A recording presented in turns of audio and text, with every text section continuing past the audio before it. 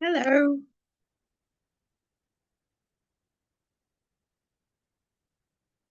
Hello.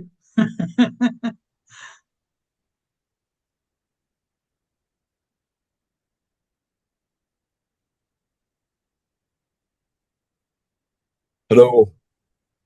Hi. I'm not quite sure how many we are getting. I've had apologies through from Sarah and Steve, I think, so far. How many do we need to be quorum? Well, you haven't defined any terms of reference yet. Oh, So in great. theory, that doesn't matter. But I would say three is the usual. 3 out of 5, yeah, that's the majority, isn't it? So Well, Councillor Ryler has also asked to join the session, but I'm not sure whether she could make it today, I think.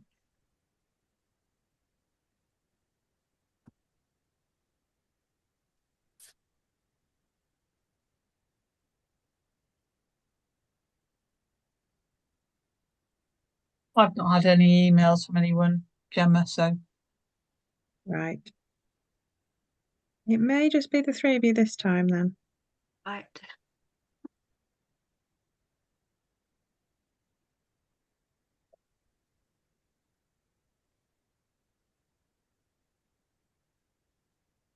Have you had any members of the public in touch at all, Gemma? No, not this time. I don't think there was anything really big on the list that went out.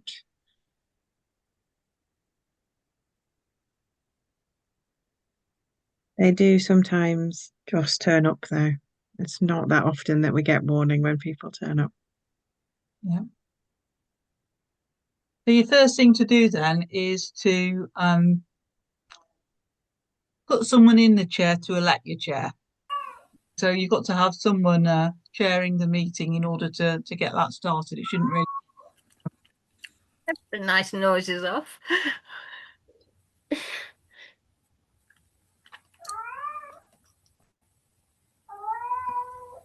Is that a cat?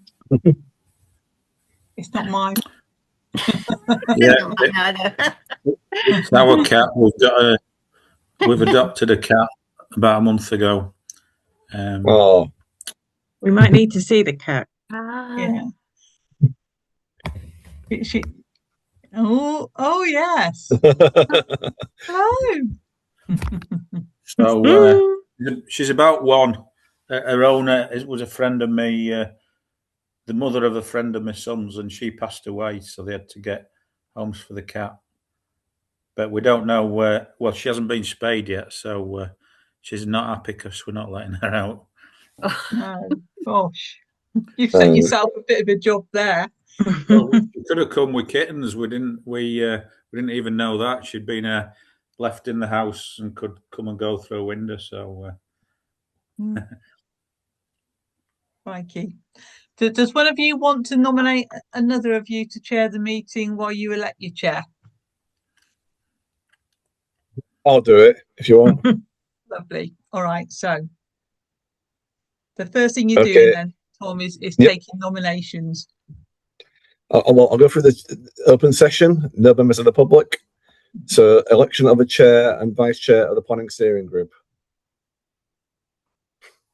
So, who wants to be chair?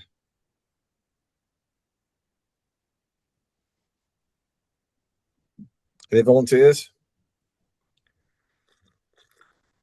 I did ask Sarah and she didn't say no outright. But what she did say is that you should see who else came forward. So, I would like to nominate Sarah as chairman. Would anybody like to second me? I'll second that. Okay, can we have a vote on that then? All in favour of Sarah being chairman? And now vice chairman. Well, Uh, I would sorry. I would volunteer for that. Nominate myself Yeah, if if I you're can. okay with that, Mary. Yeah. I nominate Mary. Do you want to second that, Chris? Yeah. That was me persuading you. I shouldn't be doing that, should I? Really? All in favour? Yeah. Okay. Does that mean Mary takes over at this point, Jen? It does. It does. Lovely. Oof. Wow. Thank you.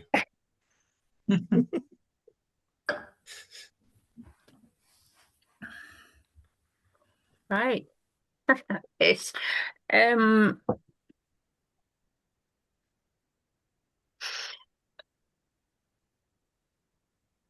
so there are no members of the public present. So moving on to item 3, there are no members of the public present. So the meeting's already being recorded. So I assume nobody wishes to make any additional recording.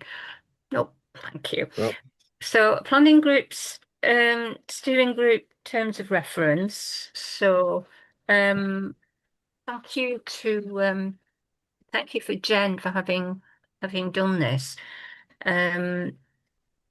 I mean, it's a fairly extensive list. It's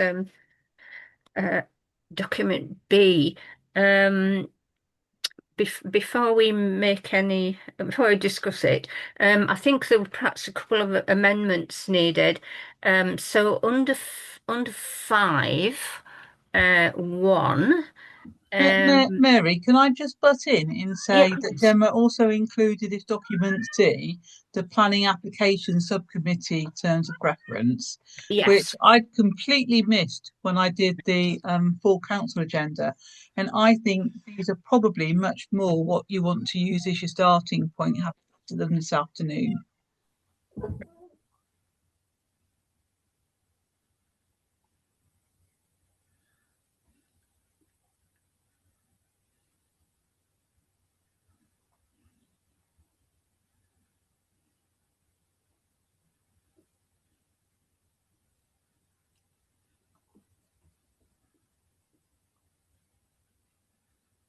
I think C looks good to me.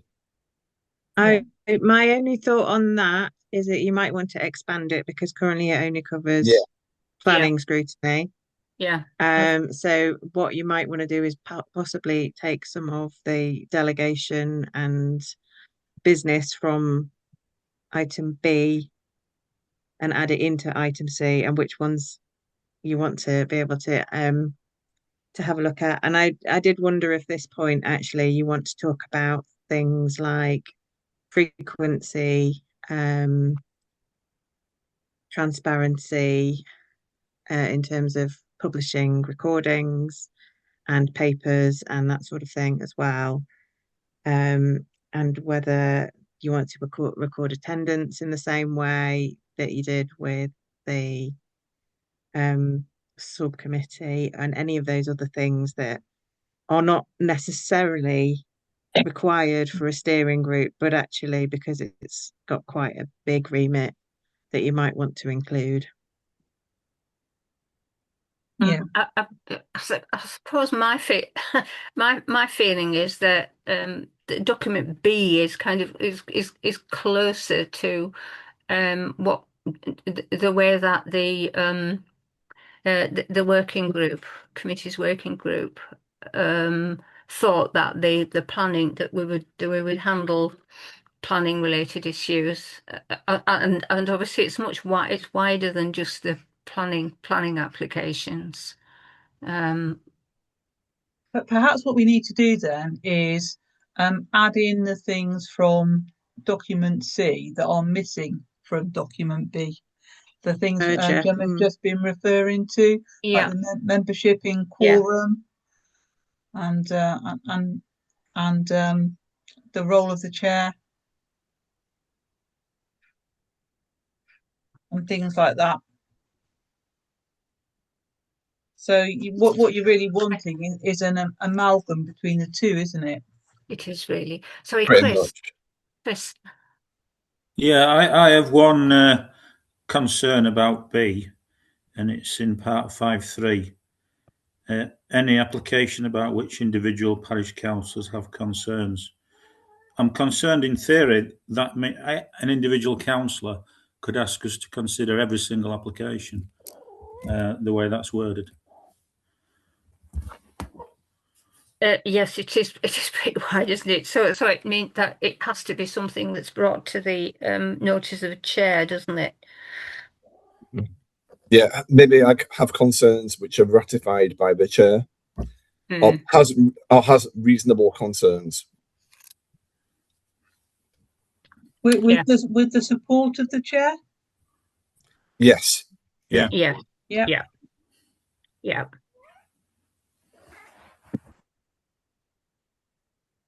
Just whilst we're looking at 5.1, my what I was going to say in terms of where I think it's amendments is I think point 5.1 is actually two points there that have been run together. So it's developments of 10 or more houses, and then the second one is proposals affecting public rights of way. Yeah. Yeah, that's just a typo I've made there, isn't it?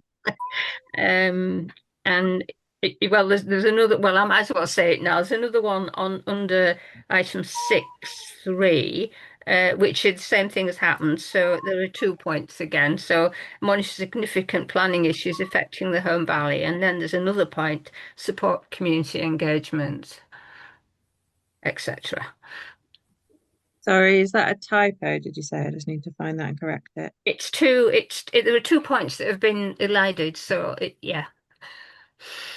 So 6.3 is monitor significant planning issues affecting the Home Valley, and then 6.4 will be support community engagement on major developments. Yeah.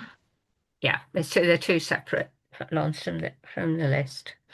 So I was going to mention as well that the criteria includes developments of 5 or more houses or any new build, which would be 1 house. So they sort of contradict each other. No, we're not looking at all. I think the idea was that we wouldn't look at all new build. Just 5 or more, right? Wait, gotcha. 10 or more. 10 or more. 10 or more. I think, just 10 or more. I think 5 or more can be a significant development, though, can't it? Depending on where it is. I get it for individual ones, because individual ones are normally like infill or like in someone's garden or something like that, which we're not too concerned about. But I think 5 is a reasonable amount. You want to change it to 5?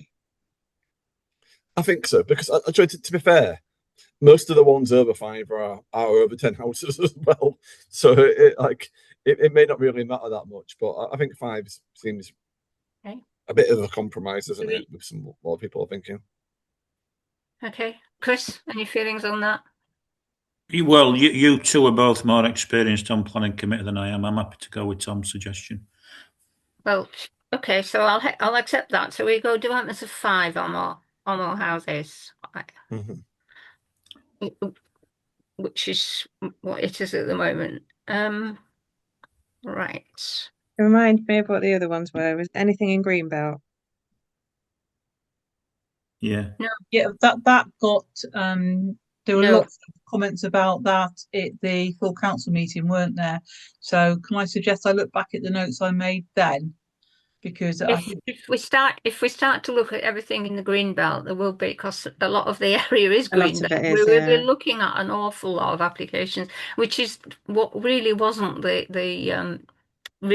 purpose. The purpose was to only look at significant applications. So then you can look at, say, maybe, I think in the last list, a porch in the green belt, and I'm just going to look at the notes we made it for. Okay. So would it be something like significant developments in the green belt? Well, as brought forward by the chair, or because it was point 2, which is developments in green belt where there's a risk of significant contextual visual harm. So if it's just a porch or a small small extension at the back or something, then what is the point of looking at those? We be careful how we be looking at it'll be just this group will just be replicating what the previous group was doing. Yeah, Chris, sorry. Yeah, and also this is something that Kirklees will take a view on.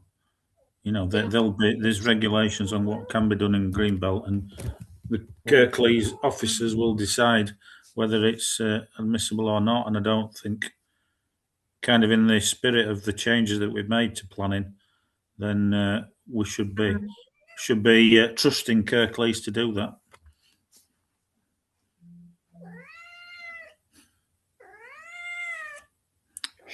That is a very fine cat.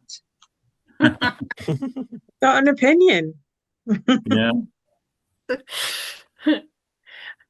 Well, I agree, because otherwise, the whole point of this is to get away from discussing routine applications. Yeah. We're just gonna be back where we were. Having looked at my notes, I think basically we'd started to do the rewording, and it was at that point that you suggested it was given to the yeah. So what wording do you want? That's the question. We didn't have. We say significant developments within the Greenbelt. No, I think. It's item. Well, I think we've got number one, and if saying we've got number one, which covers significant developments, so we don't need a second one that involves to treat the Greenbelt any differently. No, and it's covered in item 2, which is developments where there's a risk of significant contextual. Oh yeah, that's it there. That's it. It's covered there, isn't it? So that's fine. Yeah. I'm happy with that. Is that okay, Tom? Yeah. Yeah. The only thing I was going to say is, do we need anything for conservation areas, or we're going to just leave that to Kirklees and things like that? Well, I mean, under the existing, we were going to leave them to Kirklees, because under the existing list, they're not looking at any. We're only looking at conservation area applications if they meet another criteria, because we just say refer to conservation officer, the heritage officer. That's fine. That's fine. Okay. I suppose in a way, I mean, we're just going to have to try this and see how it goes, and with the but we do need to add, I think, the other issues. Has anybody got any? Have you any comments about the rest of those? This in scope of work in 5.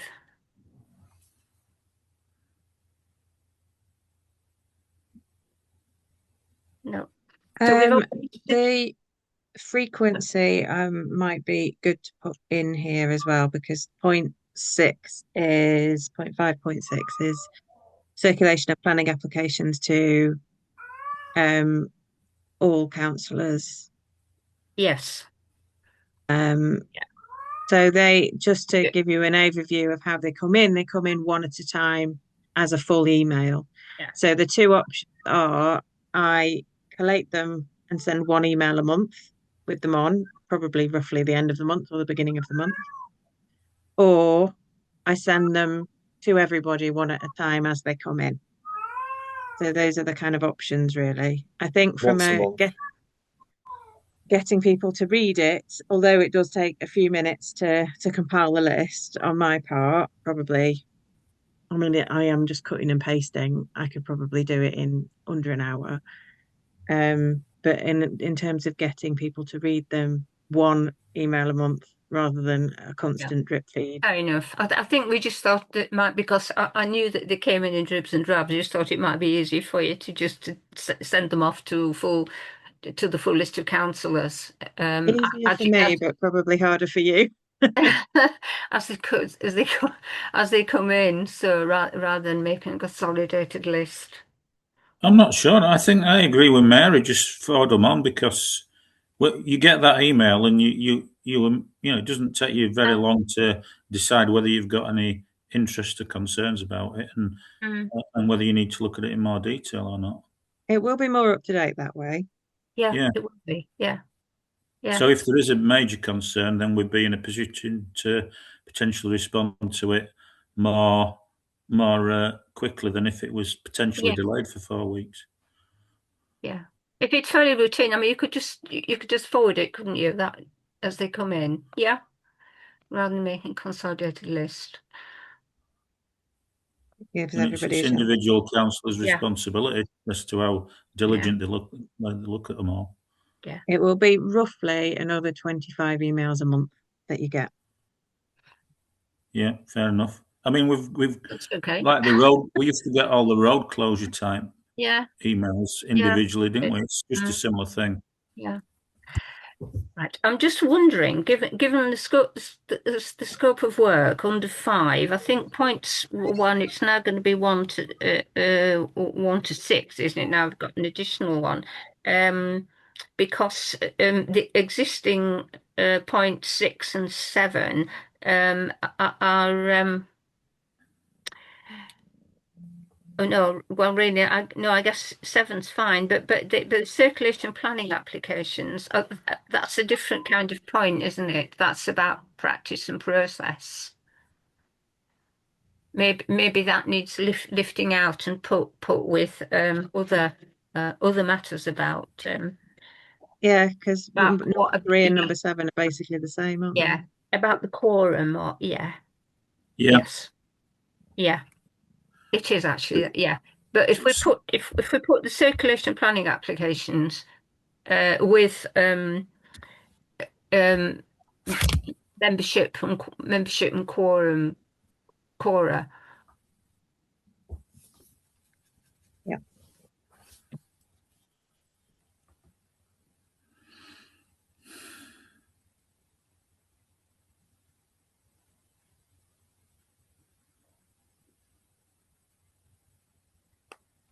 And would a quorum be 3?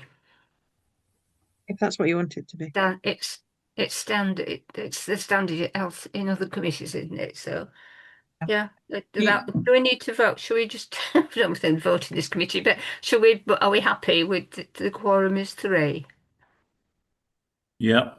Yeah. Yeah. Tom? Well, if it's only 5 members, I mean, it's over half, isn't it? And then if it's 6 members, it is half. So if it gets to like, it's not going to probably get higher, is it? So I think it's fine as it is. Oh, okay. 3. Right. And I think it was up for the old planning committee as well, wasn't it? Yeah. Yes, it was 3, wasn't it? Yeah.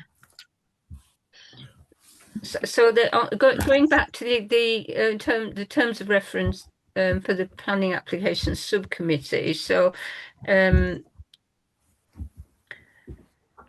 quorum of 3, one of 3 councillors. Subcommittee meetings chaired by the planning steering group chair and vice chair in their absence. That needs to stay, doesn't it? In terms of the membership, which is the first bullet point there, are we the membership? Do we need to say anything about the membership? Yeah, you probably do. Is it something that you are happy to take self-referrals for? Do you want it voted on by full council? Is it anybody's welcome who wants to join? I think I would say everybody's welcome who wants to join, but maybe that needs to be ratified by full council. Yeah. Yeah, Mary, do you mean that anyone who wants to join any particular meeting or anyone who wants to join your steering group? I meant the steering group, really. Yeah. Yeah. But you want approval of council for anybody to join. So, for example, not everybody was at full council last time. Right. Yeah. So I've had one person come, 2 people afterwards and say, yes, I will be a member. Right. Or yes, please, I will be a member. Yeah. Do you want to wait until the next full council to officially make them a member, or is it just a self-referral that you're quite happy to take anybody that says yes, please? I would say a self-referral and then notify rather than seek approval of full council. Notify full council. So I mean, there needs to be a closed and defined membership. You want a maximum membership? I don't think so. Anybody's views? No. If people want to get involved, I'm happy for people to get involved. Yeah. As long as they're not signing themselves in for one meeting to have a say on one particular issue and then disappearing, I guess. Well, do you still have a public session at the start, which could include some time for councillors that did want to come and comment on a particular, that weren't members of the steering group? I would think so. Yes. I think having a public session is a good, it's a good thing. Okay. I mean, a lot of this it's kind of so. I just sorry, Chris. I would prefer to move away from having the public session, because part of the whole rationale for this is the acceptance that really people need to make representations to Kirklees if they want to oppose plans. And by having a public session, we're kind of going back to the presenting the image that if you turn up here, that's all you need to do. And I don't think that's the case. So I think if having decided to not have a planning committee and to change it to a steering group, I wouldn't personally make it public. Do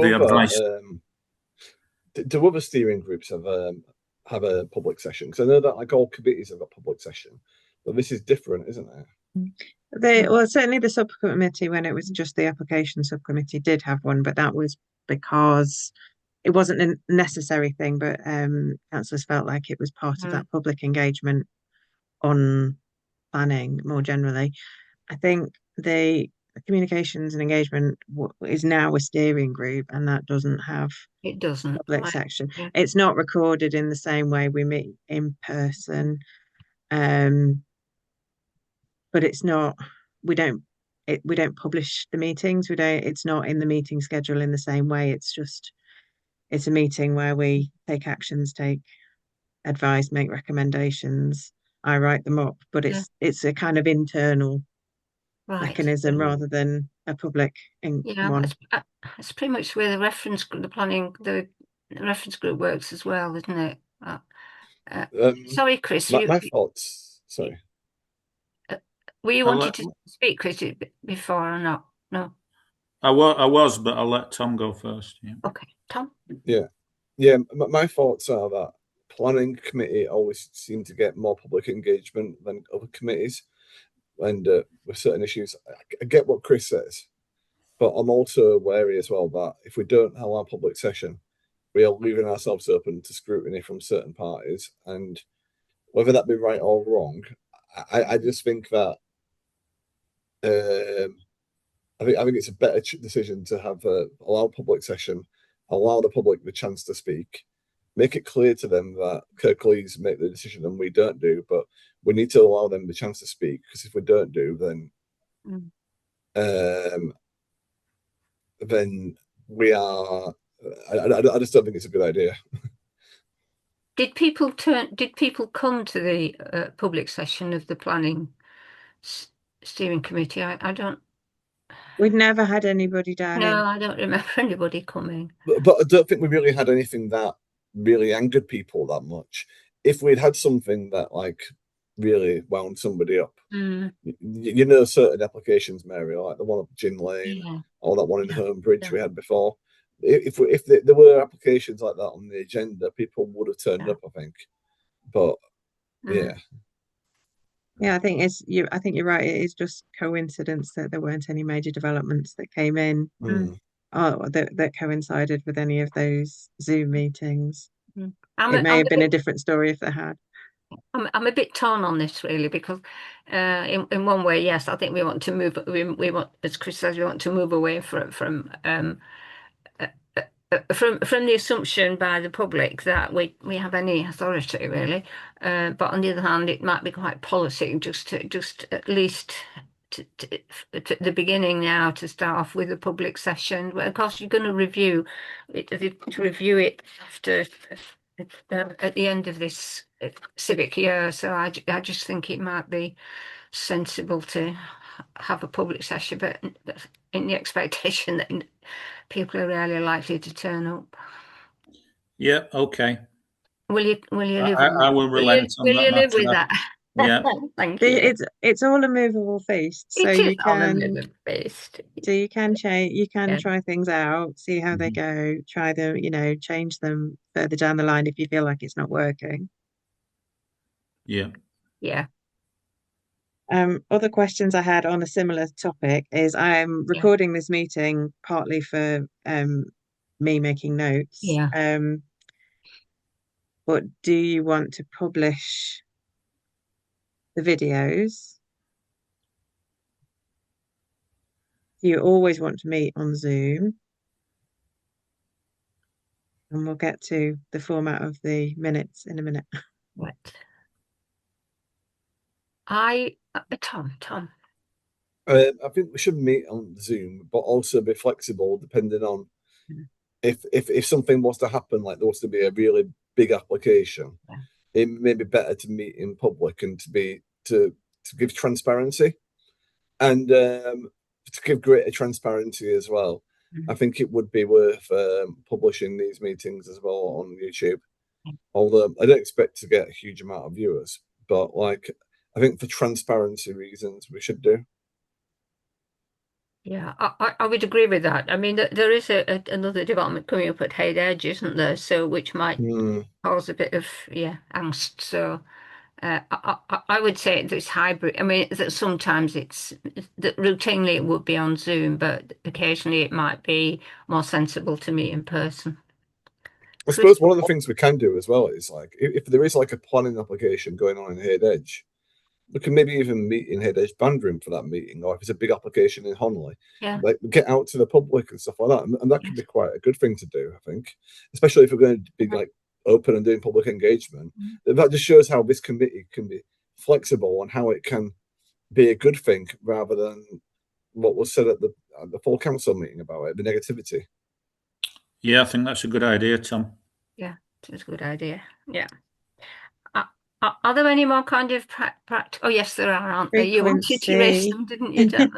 Yeah. Frequency is going to be your main one, whether you want to sit on a sort of set schedule or whether you want to go more ad hoc based on applications that come in, or whether you want to do a little bit of a hybrid of those two things. So maybe go less frequent for your regular meetings. So you've got some anchor points during the year, so maybe 3 or 4 during the year where you discuss the kind of rest of the business of planning, and then call kind of ad hoc meetings based on larger applications, the ones that you do want to discuss.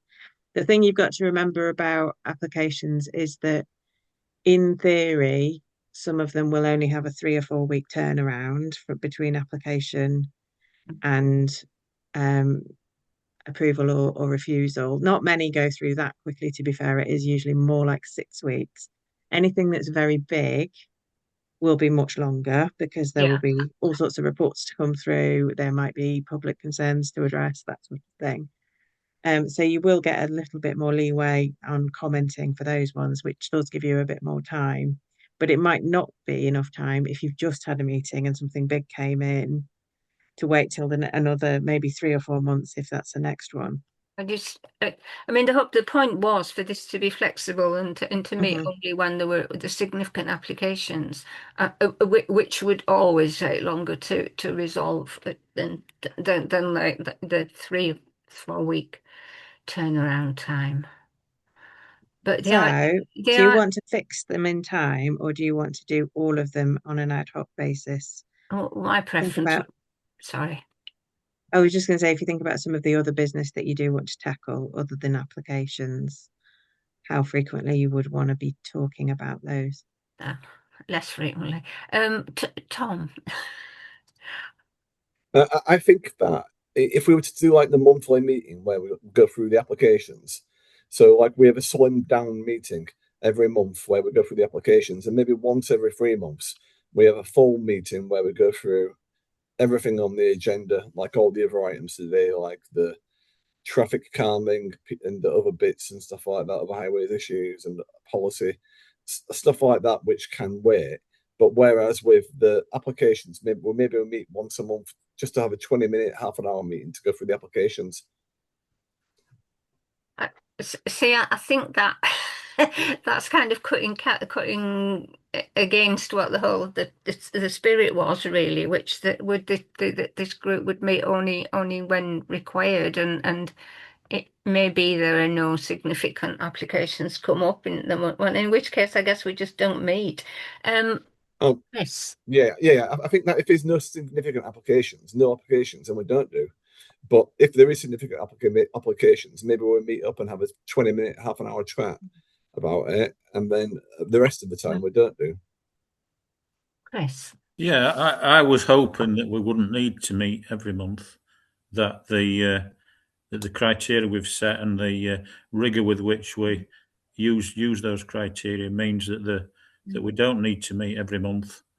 I think in terms of the other business that aren't like housing planning applications, maybe quarterly meetings would be enough for those, and then just make everything else ad hoc as it happens. Mm. I mean, what you could do, what I've done with other groups I'm involved with, is where you don't know whether you're going to need a meeting or not monthly.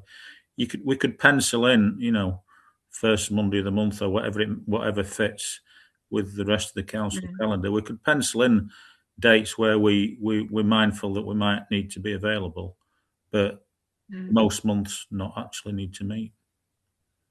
I assume the dates are all monthly dates are identified, yeah, we have them booked in anyway for the planning committee, so yeah. So we can keep them penciled in, but hopefully not actually have to meet.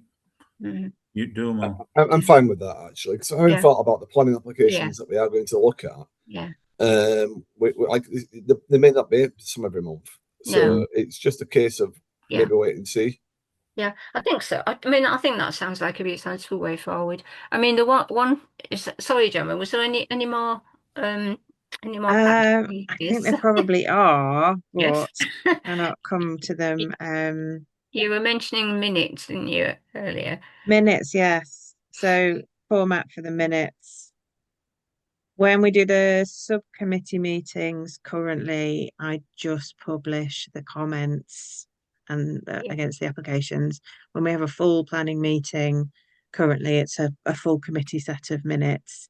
For the comms and engagement steering group, is just notes and actions, so it's a much shorter document. It's just a list of people's actions and any kind of points that have been raised during the meeting. So it's a much more trimmed down version. It's less formal. So those are kind of the options, or anything else that anybody else would like to ask. Tom. Notes and actions. We don't need to go have full. We don't need to have full agendas like this, or full notes, full minutes, do we?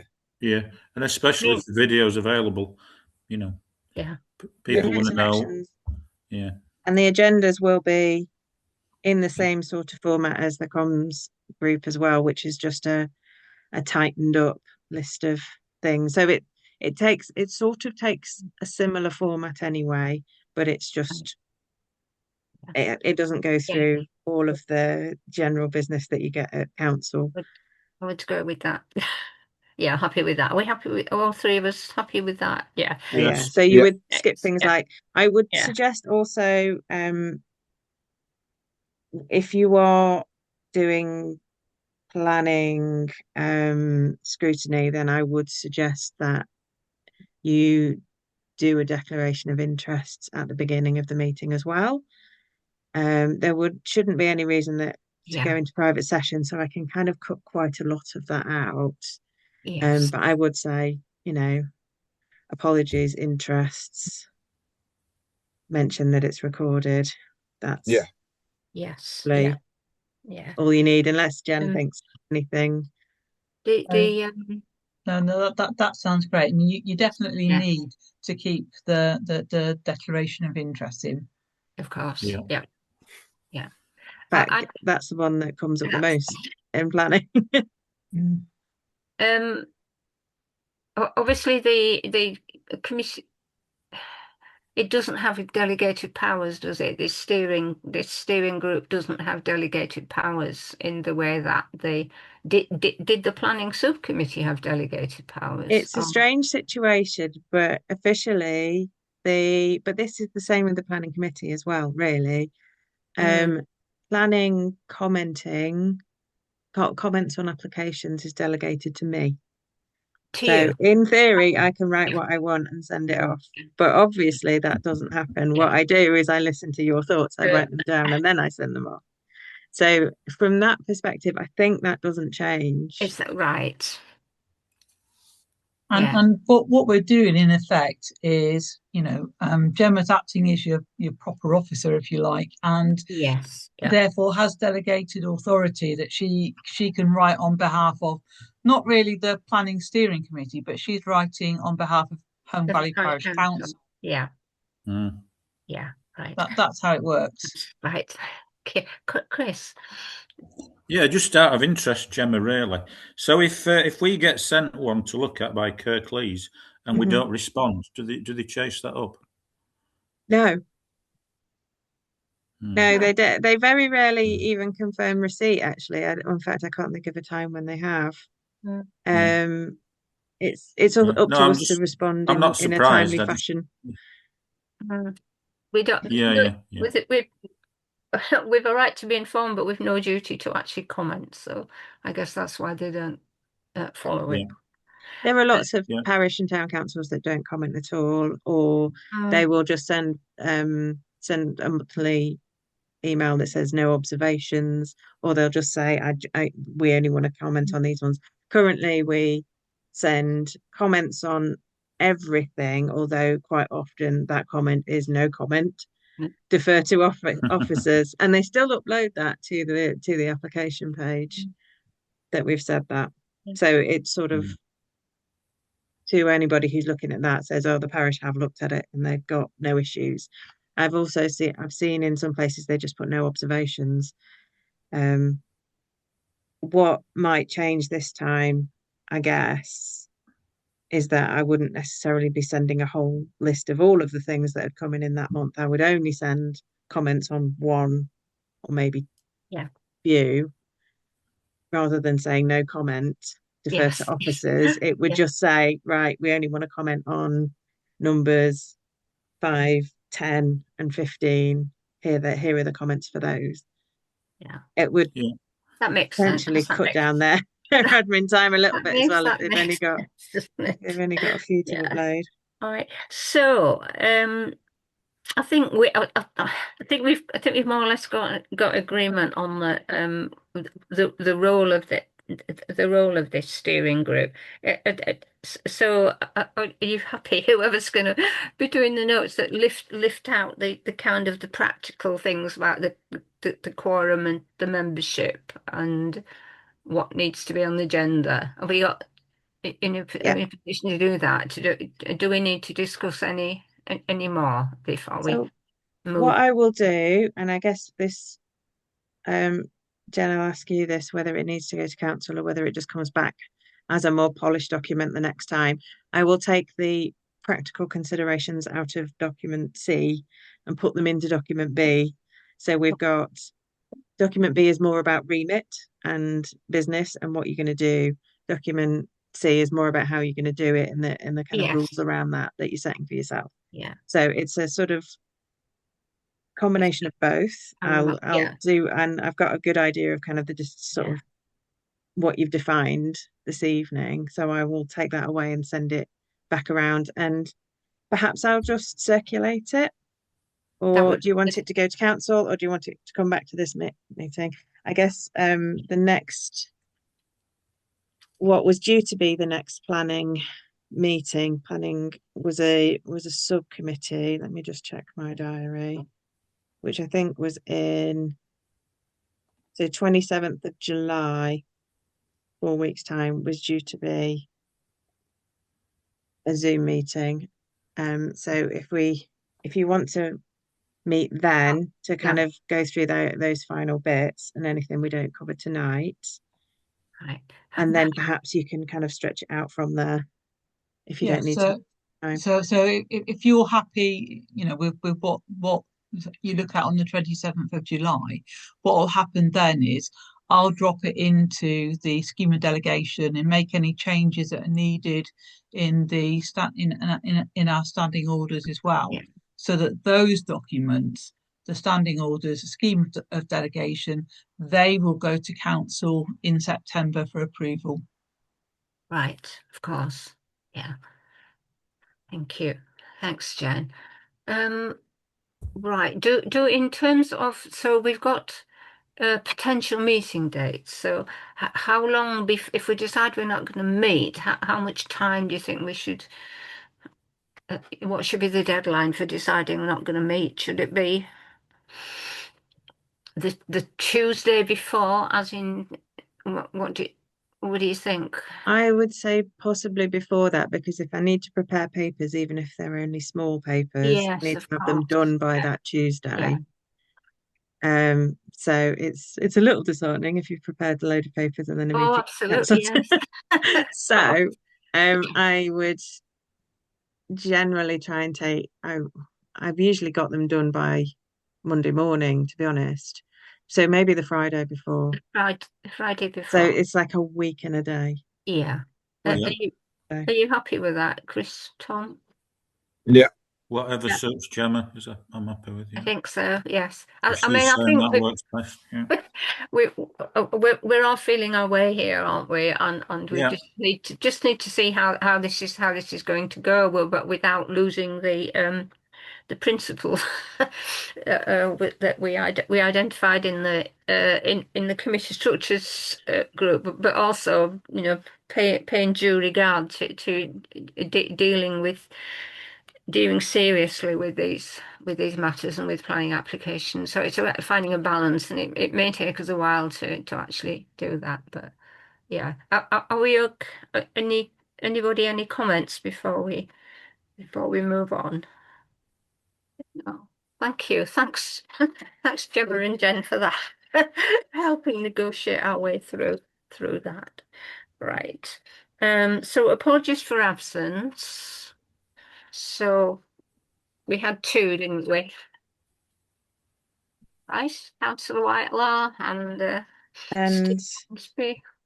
Yes, and Councillor Ransby. Councillor Ryler did say she wanted to join the group, but I guess maybe she wasn't available this evening. Yeah. So we're happy to accept the. Well, not the apologies. You don't need to accept them. We don't need to. I guess if you're not recording. Accept apologies, so we're not recording. So that's fine, right? I will just note them.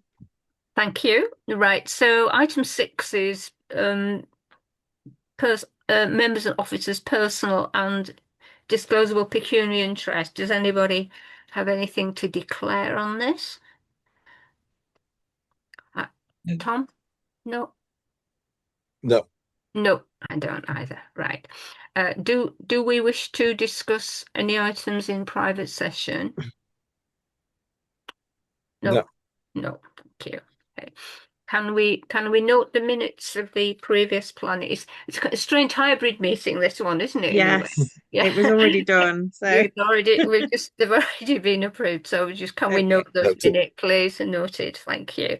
Right. And Gemma, are you going to update us on various matters, formats? I don't think I've got. Oh no, there was a couple of things I put on my list. There was Towngate. Just a second, I'm still scrolling from the last one. Lay-by. There is, yes. It put on the agenda. Well, that's the first one. Yeah. So last time I was asked to check that the consultation about the lay-by on Towngate had gone out within reasonable time, because we only got it a couple of days before it was due to end. And actually it had been sent out to the kind of adjacent businesses much before. I think we got it a little bit later than everybody else. So that was just a report back on that. We've had an acknowledgement for the enforcement. I was asked to report following concerns from members of the public about the painted shop front on Huddersfield Road, that people believed that shouldn't have been painted because they'd painted the stonework and it was the conservation area. So we've just had an acknowledgement that they're looking into it. I thought that was quite interesting because from the top of the bus, I observed the two shops next door, and both of them have got paint. It was painted before, but they painted just on the window frame. I think the stone on the window frame, as have quite a few of those on that row. But they've also painted. Right, but it has always been painted, so I'm not quite sure what people are so upset about this time. It's in hand. It's in hand, right? But they are looking at it. There was a correspondence received following the last meeting from Home First Forward. I don't know if you want to respond to that at all, which was item E. And it was mostly about saying that they'd looked into a couple of different options. I think she's one of the classic cases where the parish council kind of got involved, and it's not anything to do really with the parish council, and was spent a lot of time in that meeting. I assume you'll have sent a kind of a formal acknowledgement. It came in just after the last one, in April. So I just said thank you. We are currently reorganizing committees, so I will put it to the next committee. But that's all I said. I mean, so I did say it would be a little while before anybody saw it in.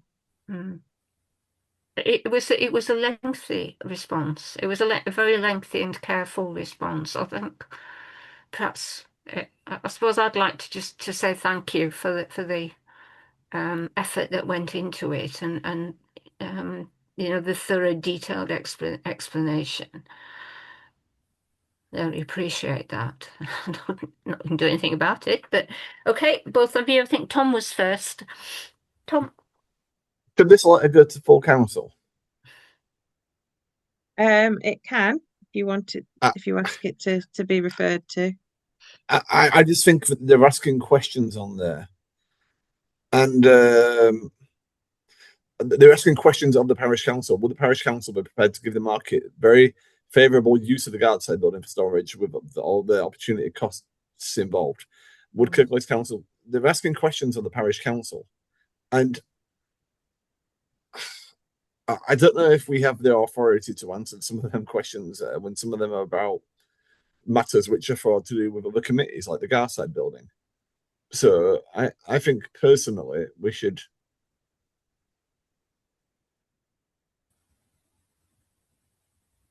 put it to full council.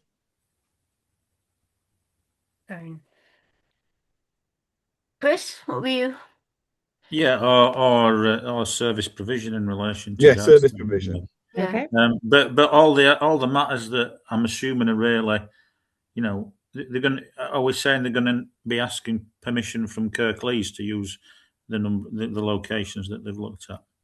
How does that work?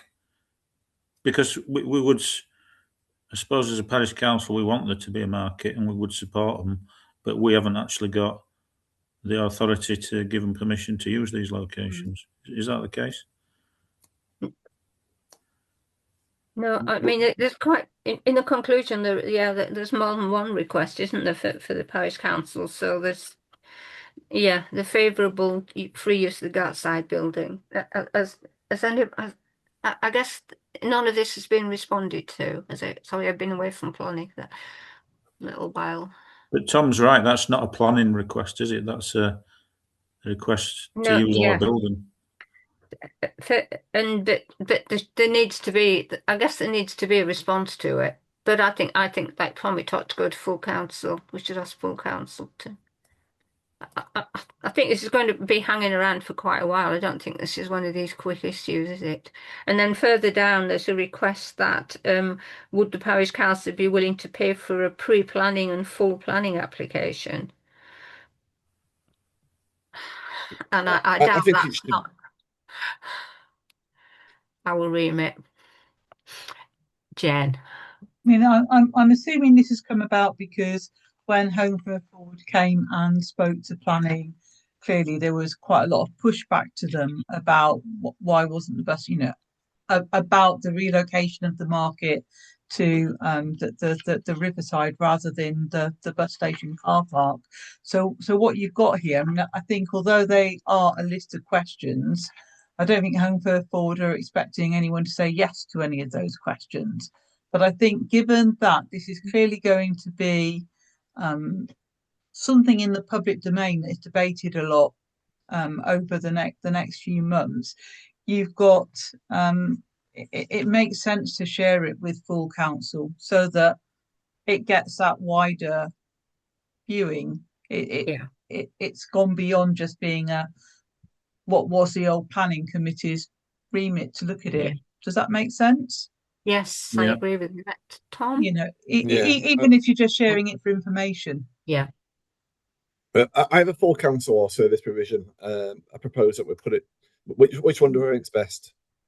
Well, I would say full council because you're giving it the widest possible airing there, aren't you? And you know, as the questions are addressed to full council, in some of these things to do with it, you know, even the Gartside unit, I suspect that service provision would want to just refer that on to full council anyway, particularly considering the fact that, you know, we've just agreed to let the Gartside unit. So, as I say, I mean, in a way, we know what the answers to a lot of these questions are. You can see that what Home First Forward are doing, quite understandably, is just notating all the whole situation as to why the market is going where it's going. It's really nothing whatsoever to do with parish council and you know, I think anyway, but I think the correct thing is to refer it to full council, because later on there's a request about conducting a survey to investigate the strength of local people's feelings. So shall we just then shove that one upstairs to send full council because it is fairly wide. Yeah, okay. Chris is okay with it. Thank you. Okay, shall we move on to the next one, which is it's the home for this is the correspondence from the very brief response from Kirklees Council. So I don't think we need to respond to that, do we? No, I have to say I was yeah. Yeah, it was a bit lacking. Yeah, I think. I can go back and ask for more, but I think we've probably had our answer. No, I think we'll let that one rest. I mean, and really, Home First Forward and Kirklees Council this needs to be sorted out between them, and really the Parish Council doesn't have a role in this. And it was unfortunate, really, that a planning committee became the kind of the venue for what was an open disagreement. So I hope that you know we'll move away from that now. That kind of process. Okay, are you all right to move on? Yeah. Kirklees planning applications. Can we note the list? The first list under 1 from 3rd of March, 21st noted, and then 21st of April, note that one too, noted. Thank you. Right, and so we're now we move on to looking at new or amended applications. Right.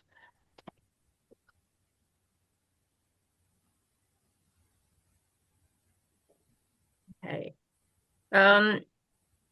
Shall we assume that what we look at only at that we're looking only at those that would have been looked at under the criteria for the previous planning subcommittee? Yeah. Are you happy with that? So we start with number 1, which is in the green belt. It's a variation of conditions. Anybody look at that? Have any feelings about it? It's a fairly there seem to me a fairly minimum change of conditions. It's changing a flat a low pitch roof into a flat roof, and the whole thing would be hidden behind a parapet. So I just feel we just if you're going to pass a judgment, I think we just support this one. Fine. Support it? Yeah. Okay. Support. Thank you.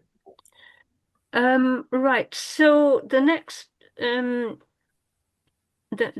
next one would be number 5, which is a change of use. It is in a conservation area, and it's more or less changing garage into dwelling accommodation.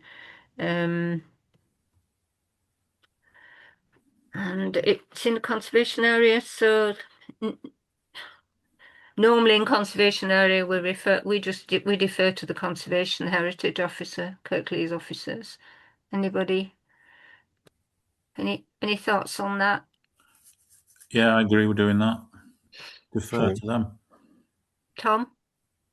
Yeah, fine with that. Okay, so that's defer. That was number 5. Number conservation was that? Sorry, yeah, we'll defer to Kirklees officers. So it's a conservation area. It'll be either it's going to be the conservation officer, isn't it?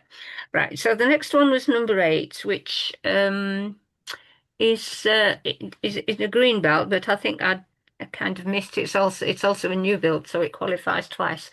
Okay, so this is this one. This address is a frequent flyer. We've had several applications from here and over the past recent months, haven't we?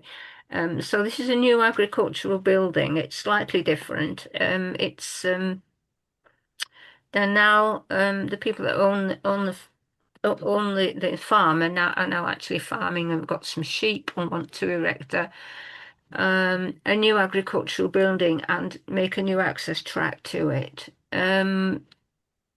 It's apparently in a dip, but the one thing that kind of it's not sure about. I mean, it's about 300 meters from the farm, so I mean, not normally because it's a green belt. They want buildings to be closer to it to the existing cluster of buildings, but I guess the sheep need somewhere to be looked after. And the argument for moving it 300, having it 300 meters away is to avoid smells and other noxious whatever happens with sheep. Keeping it away from the house. If you have time to look at this one, number 8.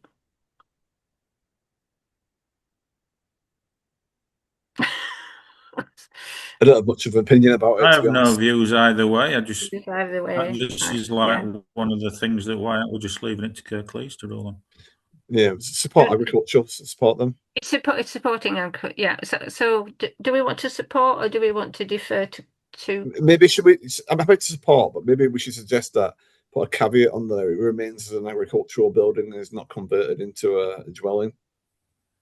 Yeah, I mean it looks like one of these standard agriculture. Okay. So support, but put a caveat. Are you happy with that? Yeah. Yes. Yeah. Right. Sorry, I've got some very noisy children next door, and I missed the number. You're doing really well. Number 8. Thank you. And what's the caveat that you want to put on? Farm, that it remains an agricultural building. Okay. Yeah, that's fine. Yeah. Right. Okay, off you go. Yeah.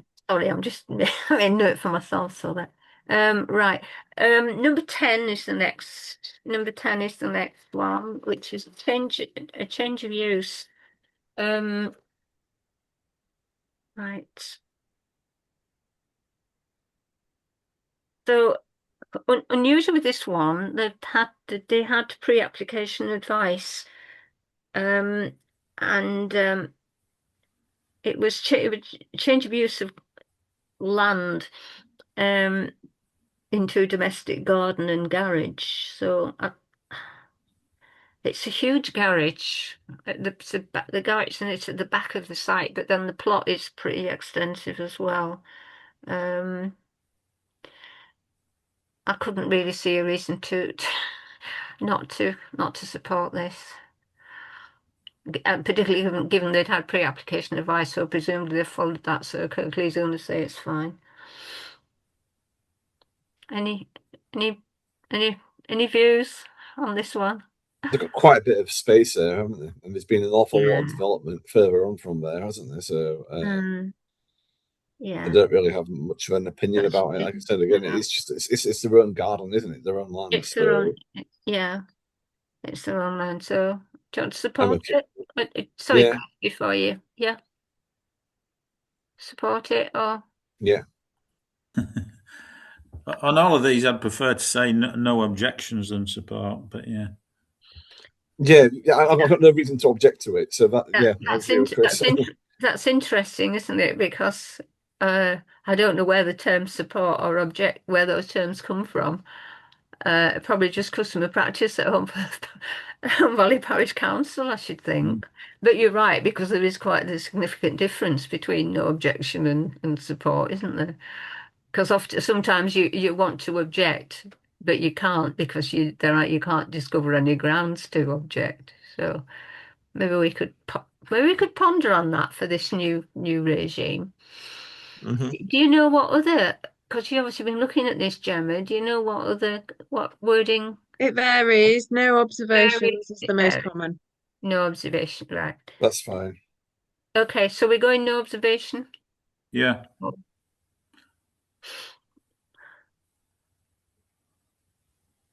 We could think about that, couldn't we? Could think about the language that we're using. Number 11, which is a new bill. It's a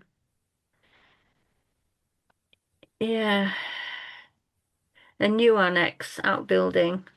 It's got 2 bedrooms, a living room. It's got a shower room. Doesn't have a kitchen, so it's I suppose it really is an annex outbuilding, an ancillary building. Any views?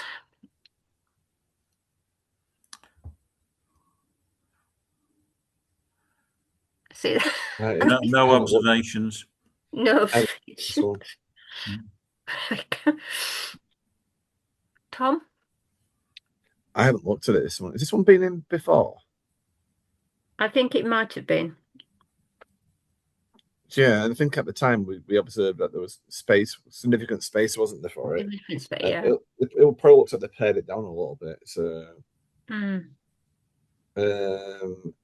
yeah, I'm with Chris.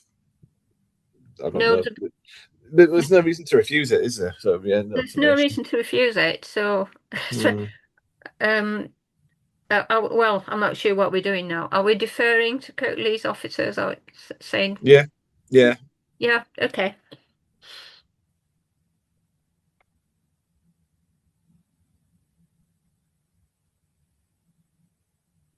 I think herein lies the problem, isn't it, with looking at these. Right, and then number 12, we're back at Moss Edge Farm. So this is adding a garage as a side extension to Moss Edge Farm itself. It's part of the garage extension goes on existing is on what is existing agricultural land, hence the change of use. It's also green belt, I think, which I missed when I was looking at them quickly. It is subservient to main building. The roof line is lower than the main house, and it is set back from the front. So, are we going to go so far as to support this one, or no? I don't think we support anything. We just say no, either no objection or no observation. This one's it's like an extension, isn't it? Basically, it is an extension. Yeah. Who keeps cars in the garage anymore? And is this just going to be an extension to the house? Well, it's quite a big house anyway, isn't it? Well, it is a big house, and eventually it might be an extension to the house. In 12 months' time, there'll be a planning application for a garage conversion to 2 bedrooms. Oh, well. Yeah. It's out of the way. It's not really causing any problem. It might be an agricultural one, but it's only very small, isn't it?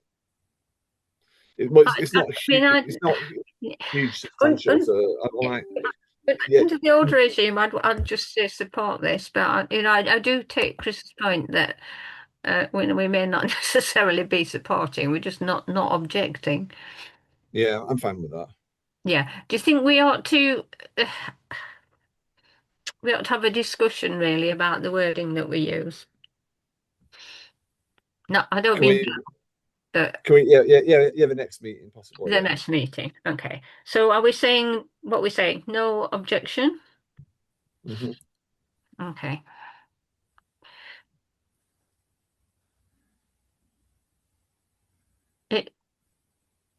It looks okay. I mean, yeah. I mean, the whole thrust of planning is to allow things, isn't it? That's what you're expected to do. The presumption of development. However, I that's not presumption on us, I guess.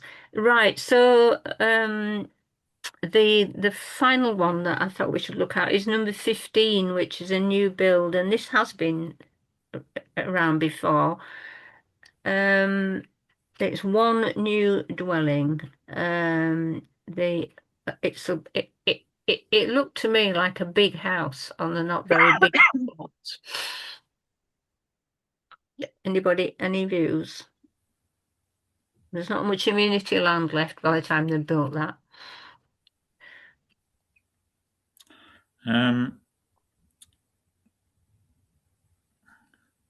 Yeah, I think I've got views. I think this is the estate where there was various lands left aside, and the developer didn't finish developing the thing. Yeah, I think that's it, Chris. And so I don't know if this is a new developer or what, but I'd be inclined to oppose it myself, or certainly not support it.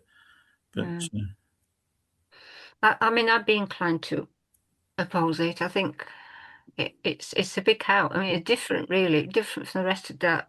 I mean, I don't actually know it. Do you know it, Chris? Have you? I think I'm just looking at the map and trying to remember.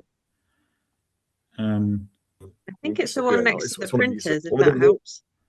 What was that, Gemma? I think it's the one next to the printers, if that helps. Oh, is it? I think so. Ah, right. I do remember seeing there's a sort of, when I picked up some printing last week, there's a little fenced off bit around a green square. Yeah. Sure, that's Broadacres that's on the other side. Right. Of where that is. Yeah. I don't think it is, Gemma. Is it not? Because there is a little fenced off bit. I lived on that estate. Oh, of course you did. Right. It's when you first go into Broadacres, it's sort of straight on up.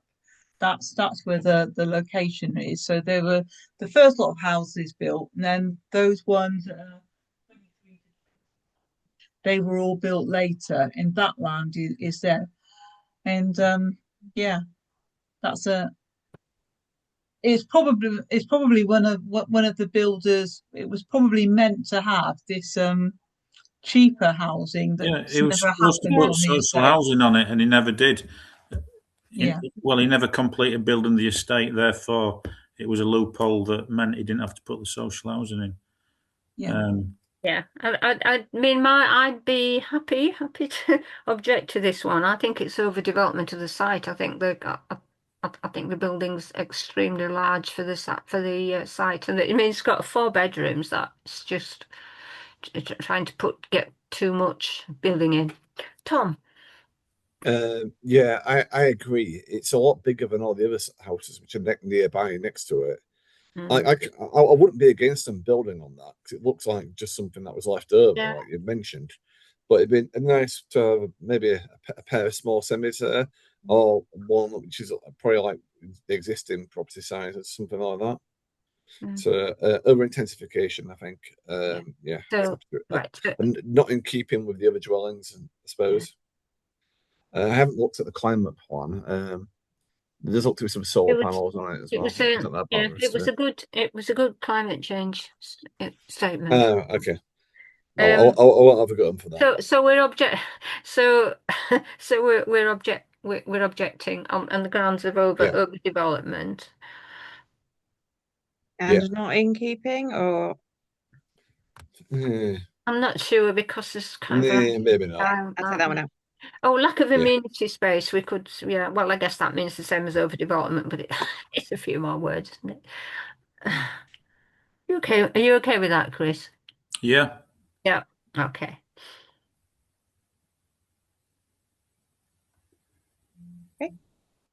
Okay, that's it then, I think. Yeah, unless anybody's desperate to look at any others.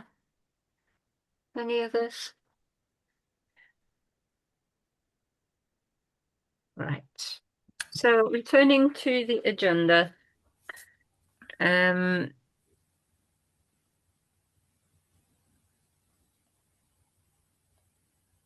right, this is an interesting point. Right, number 3, to consider how engagement with Kirklees Council regarding the Parish Council's role as a consultee on planning applications could be improved.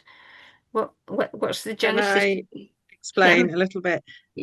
At the last planning Zoom meeting, there was some discussion about how we can maybe try and get some feedback or better engagement with the planning officers, because we don't even really get acknowledgements that we've sent through comments. We certainly don't get feedback. We don't get notified when anything goes to committee, particularly if we, even if we've commented on it, we don't know if it's gone to committee. And rather than try and discuss it in what was just an applications, when I said I'd put this on the agenda for next time, but obviously things have changed since then. Right. Tom. Gemma, have you heard anything further from the councillor who asked for this to be put on the agenda, or has there been any further feedback? Nothing since the last meeting, no. That's what I mean. We send in our comments, and they are put onto the they are advising on the applications, aren't they? So I'm quite content with that. And if the councillor hasn't bothered to send you any further feedback or correspondence about this, I'm happy just to move on. What we don't know is if our comments go forward to committee, if it goes to committee, because we don't know what goes to committee. So I guess that's the only sort of unknown in there. But we do know that our comments do get uploaded onto the page of all of the information that is through the portal. So we do know that happens. Well, presumably, if it's uploaded, then if it does go to committee, that's part of the information that the committee would consider. Yeah. I'm okay with it. But we don't know, so I think that was the point that was being made. Right, and I think I'm with Tom, which let's just let this one quietly drop. Agree. Okay.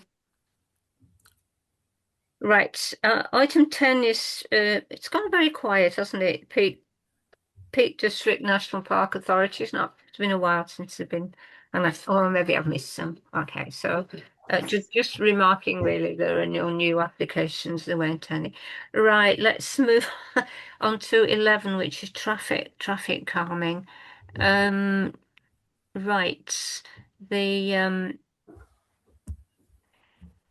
updates regarding Sheffield Road hazard management, SID location. So we've got, has anybody got, I know this is something you read, Tom, wasn't it? The Sheffield Road, speeding on Sheffield Road, which, has any update? Anything happened? Well, the SID's moved, hasn't it? It's moved down towards Firth now, I think, hasn't it? Well, one of them, the one from Sheffield Road, I think's moved. Yes.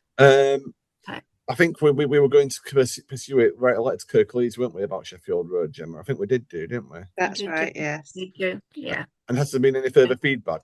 Because I saw on a local Facebook page at the weekend, somebody posted on there actually about Sheffield Road again. And I said to them, I want to contact the parish council about it, because they've got concerns about the speed people are coming out of New Mill and on that stretch of road, and about there being some kind of enforcements and maybe suggesting even speed bumps and things like that. So I take it we haven't heard anything further from Kirklees about it. No, not since the last time. So we did get confirmation via Councillor Brooke that there had been some investigations. I think following there was quite a bad accident. There was a fatality up there, wasn't there? So following that, there had been some, and the chevrons had been repainted, and I think there was a couple of other things. And I followed up to ask about some of the other measures, such as I think there was the clearance of the gullying, because I think there was an issue with surface water, cutting back some of the foliage, and consideration for changing the speed limit and things like that, and for a permanent. But I haven't heard anything since then. That was the last one. So that would have been, I think, last month that I'd on that, but now I've not had a response on that one. I think we should possibly leave it until the next meeting and see if there's any further correspondence or actions about it. But I think that there's a bit of public unhappiness about it, and I understand it as well. Of course, the speed cameras. Chris was waiting to come in, weren't you, Chris? Sorry. Yeah, I mean, I think apart from the fact that we've funded some of the traffic calming cameras, which could potentially be a service provision that we provide that could be considered by service provision. I think everything else to do with traffic management is just, again, it's a Kirklees matter. It's not anything that we really should be can influence much or have much involvement with. Money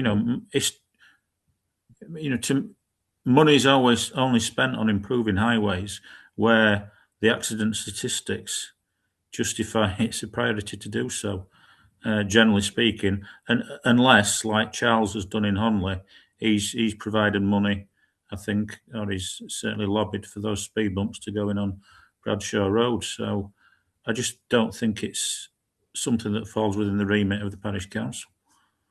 I strongly agree with that, Chris. I think we on this committee, on the full planning committee, we spent an awful lot of time and effort kind of snapping at the heels of Kirklees Council over matters that are nothing to do with the parish council. I mean, I think that goes for this item 11, traffic calming, and item 12. Not to say that we shouldn't pick up, if residents contact us, we shouldn't maybe pick them up. But I just think, can these move forward from agenda to agenda to agenda, and we rarely seem to get anywhere very much. Tom. I mean, we could. Sorry, Tom had his hand up before. Yeah, I know what you mean. It's frustrating, and that's one of the things for me about going away from the planning committee, because we talk about this every month and nothing much changes. But that makes me think that should we be trying to push road safety and things like that? And it is a Kirklees thing, but like, should we be trying to push them to act on it? Because I mean, it's a school of thought that thinks that not just changing, not much is happening. Planning, to be honest. We should be putting pressure on the Kirklees councillors to say that they may possibly be able to achieve something, but as parish council, we can't really, can we? And we get in this situation that we're sending off letter after letter and then waiting for a response. And it's a lot of effort and a lot of time of councillors and also of parish council staff for what seems like very little comeback. And I would just wonder why is traffic calming speeding within the remit of planning anyway? How did it get there? It was there when I first started. It's been there, I guess, as long as Tom was councillor. Tom? No, we never discussed it before, because it's highways, and that's Kirklees' matter. It's not really ours. No. But like, if anything, like safety matters should maybe go to like the service provision. But we never used to talk about it until it's probably till Andy joined the council. We started talking about campaigns and then speeding, and I think stuff to do with the SIDS. I think that should go to service provision, to be honest. Yeah. And we may even have more weight from service provision or full council being involved with it. But well, you did certainly have more councillors being canvassed as to where would be a good place to put them, wouldn't you? Yeah, I think it'd be better suited to that, to be honest. But I think that, Right. Thanks, Tom. So we need to note correspondence from member of the public regarding speed limits on Dunford Road. Signpost him to his local councillor on Kirklees. Which we have done already, yeah. Yeah. Well, that's it. That's all we can. That's the end of our. That's really all we can do. I mean, we did. As when I first joined, we were the development in the road developments in Dunford Road are happening then, and when the speed limits appeared, they were a disappointment. Remain a disappointment. Really, seem really quite high. But yeah, just I think that's what we should do. I don't think we should be wasting time, other than passing these issues on to Kirklees councillors. So how would you like to move forward for the future of these? They've been a standing item for the entire time that I've worked as well. Both traffic calming or in some way, it's had slightly different names. But traffic calming and the next item, which is the ongoing highways campaigns, which is about the unmade roads and green laning and sort of nuisance green laning and that sort of thing, because that's another one that we've been approached by residents quite a lot about. I can leave them on for updates. I can take them off and you can delegate me just to defer everything to Kirklees councillors or defer everything to highways or whatever it is that you want to do with it, really. Chris? I would defer all these to highways. I mean, I'm pretty sure it's 3 years since I've been on a planning meeting, and I'm sure we're talking about Cheesegate Nab 3 years ago. Yes. We are wasting our time thinking we can really do much to influence it, and we should signpost members of the public to the relevant authority. Tom? Yeah, I agree. In the 3 or 4 years these have been on the agendas, we've sent off a lot of letters and we haven't got anywhere. And I don't think we've had any influence. So, or something would have happened by now. Yeah. It's for Kirklees Council to deal with. It's highways issues. So I think our conclusion is that we ask that Gemma removes these items from future agendas. With the caveat that our speed cameras should fall under the remit of service provision. Go to service provision. I think the SIDS and the road safety camp, like speed limits, like 20-mile-an-hour limits. I think that's something where we can influence and get behind. And I don't know if you noticed, but I'm not at home today. I'm in Reading for work. I'm in my hotel room. So that's one of the good things, right, about having this steering group and doing it through Zoom. So if it had been in person planning committee meeting, then I wouldn't be able to do it. So here I am. And when I was driving down here yesterday, I went through quite a few places with 20-mile-an-hour zones, and there are a lot of them around, but there's not many in the Home Valley, and we're probably an area that should be ripe for them.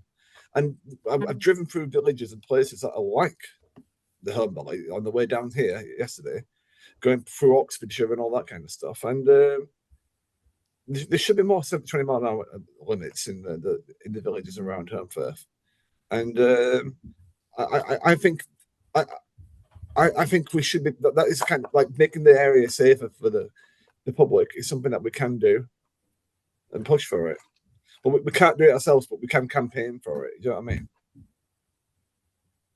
Yeah, this just going back to item 11 and traffic calming and the under the first bullet point, there's a correspondence with Kirklees Highways regarding potential 20-mile-per-hour zones.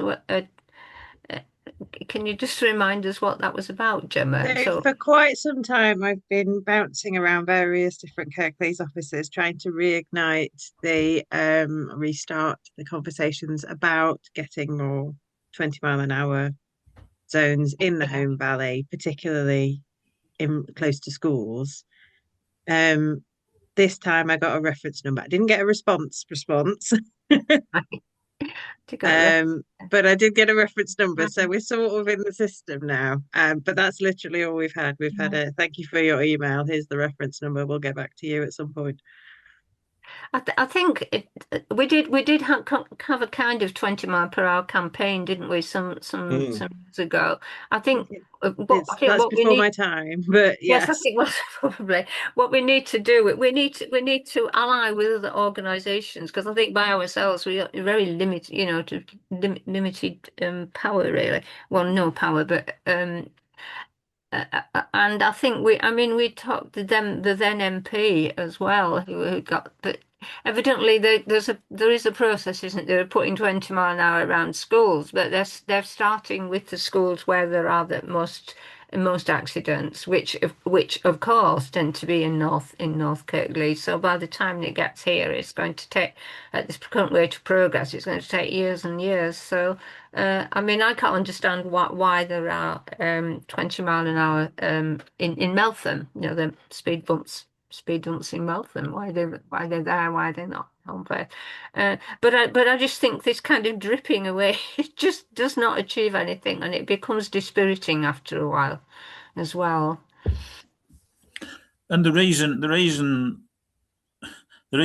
aren't more, or that this isn't being rolled out more quickly, is lack of resources that Kirklees have. And us keep emailing them and making a member of staff have a look at it and respond is a further drain on those limited resources, isn't it? Right. Yeah. So are we happy? So Tom, are you okay if we remove traffic calming, or are you wanting to do something else? I'm still thinking about the traffic calming. I'm still okay with that one. The highways campaigns. Happy to move to not have that one on. But I think traffic calming, we've still got some things which are kind of ongoing with that. So I would suggest maybe move back to service provision. I was going to say, see how it goes. It's not really a planning issue, is it? No, I don't think it's a the fact that the parish council supports as many 20 mile an hour zones as possible isn't a planning issue, unless Kirklees come to us with a new plans that they're going to dig up on Firth all over again and redo it. And our observations are we'd like to put more 20 mile an hour zones in, but that's a different issue, isn't it? So I think have you just put a light on? Yeah. You've emerged from the gloom. I can actually see you now. I need to do that as well. It's getting dark outside. So I think that conclude. Sorry, wait for Gemma to come back from putting the light on. So I think the conclusion for that is we asked to have both traffic calming and highways campaigns removed from the agendas of this meeting, but that we refer highways issues to. Sorry, traffic calming to service provision, including the positioning of the SIDS. Is that okay? Are you happy with that? Right. Okay. Right. Thank you. Right. Planning policy guidance and consultation. No major updates, but I think what I will say, because it's not on anywhere, is that the reference group on the local plan, we're meeting on Friday in the tech actually. I discovered that we couldn't meet in the civic, and Joe Scrutton, who is the Kirklees officer responsible for the update of the local plan, is coming to talk to us for the third time, which I think is really is a really positive thing.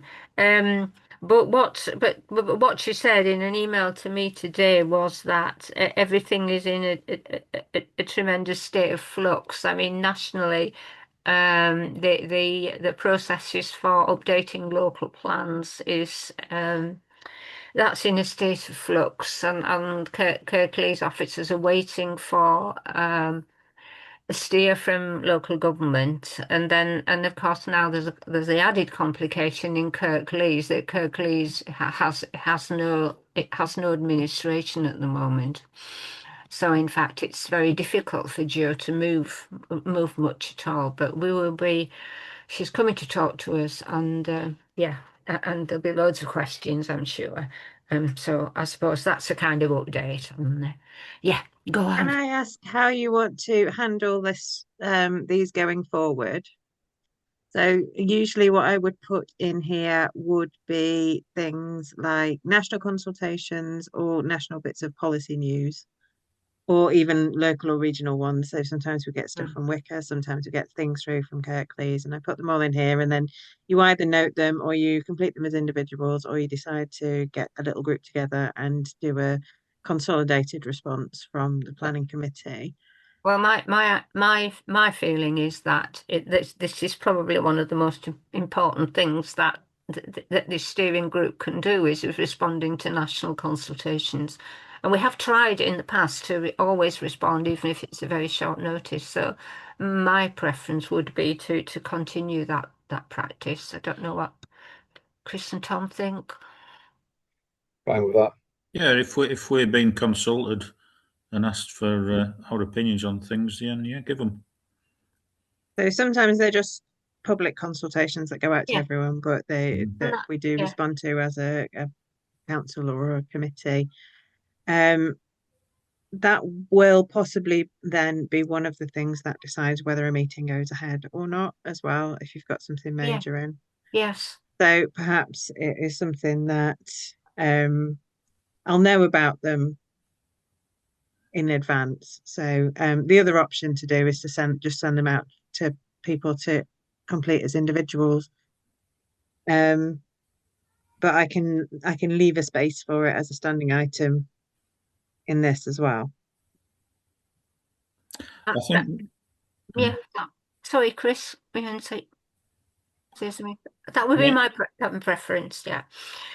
Your preference would be that they're sent out to individuals to respond rather than us. I think both. I think it has to be both, really, because.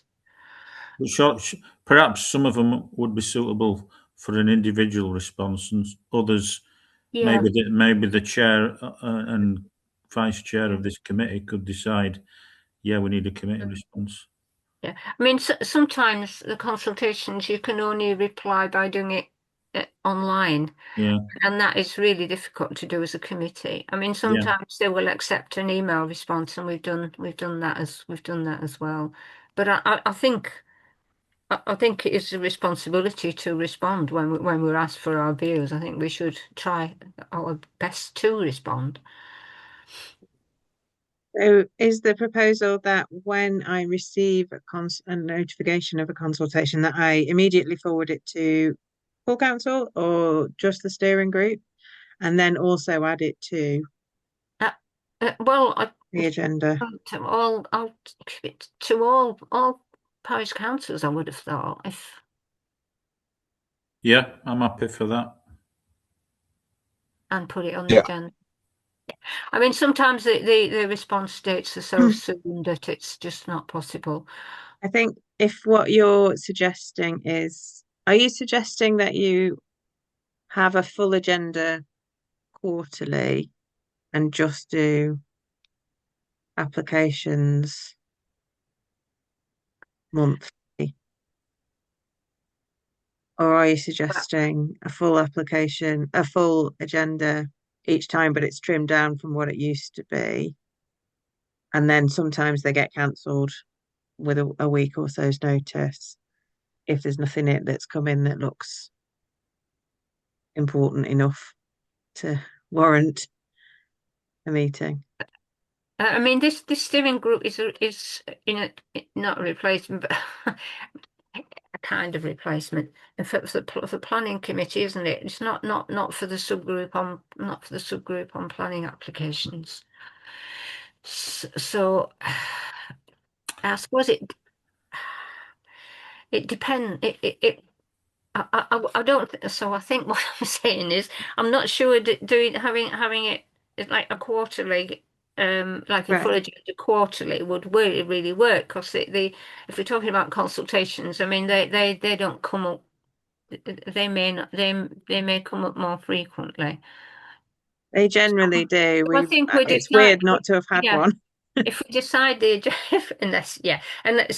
if we decide the agenda before them, either decide the agenda or decide it's not worth meeting for each meet, is that too does that make things difficult? Is that difficult for you? No, I'm just what I'm trying to avoid is a situation where I've written an agenda and then we don't need it. It's sort of Yeah. wasted effort.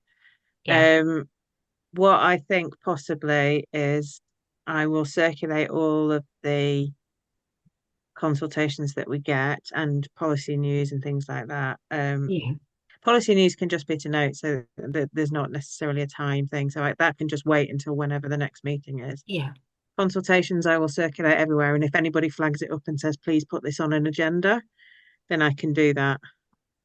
Is that, yeah, I can see it's going to be quite demanding, both for the chair, who's going to be Sarah, obviously, and you to kind of work out a way of handling this. I don't know what do you, Chris and Tom, what do you think? I think like currently we only discuss things anyway every 2 or 3 months, don't we? At a planning committee. So policy guidance and consultation, you can wait for every quarter. Really, there's nothing really that pressing, is it? Sometimes we'll get something through and they ask us to get back to them within a few weeks, don't they? It's often 3 to 6 weeks. Sometimes it's only 3 weeks, and then you've kind of got to do it as individuals because you can't. Well, you send it out to individuals to send their responses to. Because if it's only 3 to 6 weeks, it's not going to be like a groundbreaking consultation about something, is it? It's not going to be something huge. So that can go out to individuals. So then big consultations can just wait till the meetings, I think. Right. So what I'll do is I'll circulate everything, and if the chair and vice chair feel like it's one that they want to discuss properly, then we'll put it into the next thing. Yeah. Yeah. It is going to be quite a lot of trial and error, isn't it, really? Well, I think in the end, by the time we've done it for a few months, I think we'll have a better system. Sorry, Gemma. Okay, so moving on to item 14, Holmfirth Town Centre updates. We had one of these last week. We had one of these last week, didn't we? Oh, I mean, Jen. my that's a standing item on full council. So why is it here? Yeah. Remove it from planning. Remove it. It's on full council. Yeah. Thank you. Section 106 funding.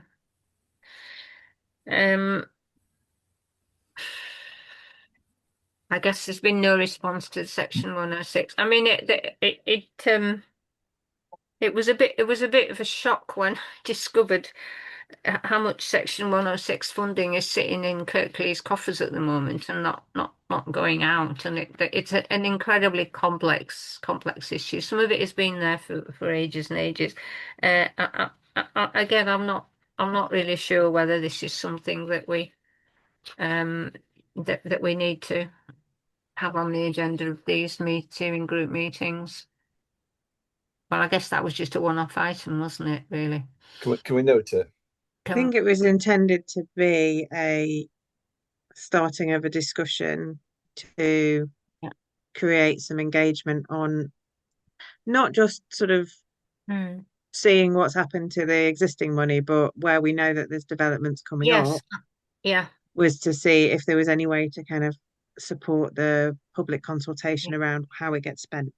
Yes, of course. Sorry. Yeah, sorry, Gemma. So it was. Yeah. So I think this is really important, isn't it? So, but there's no response at the moment. I mean, it would come up on the agenda when there's a response.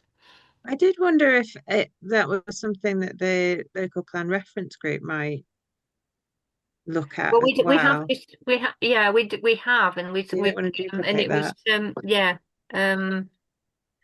yes.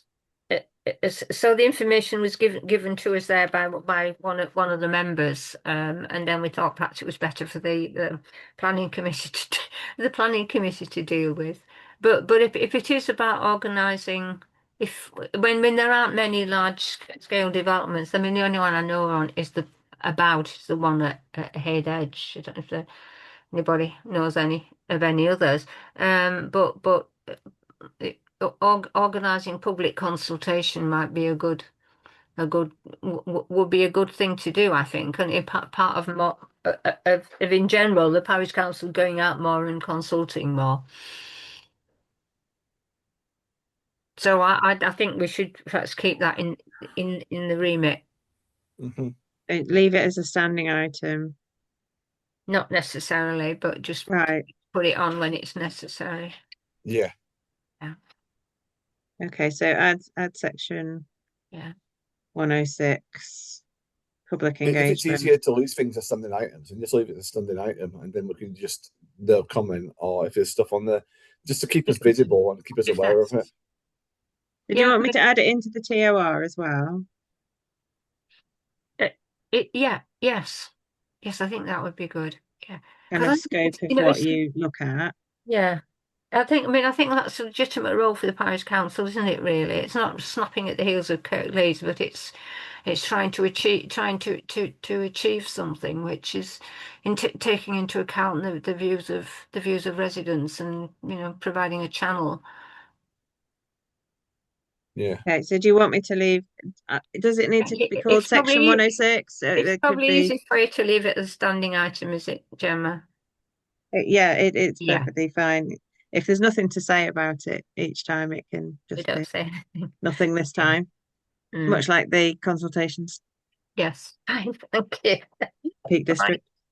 All right. Planning Standing Committee. Well, this is different, isn't it? The budget. The budget. Can we note it?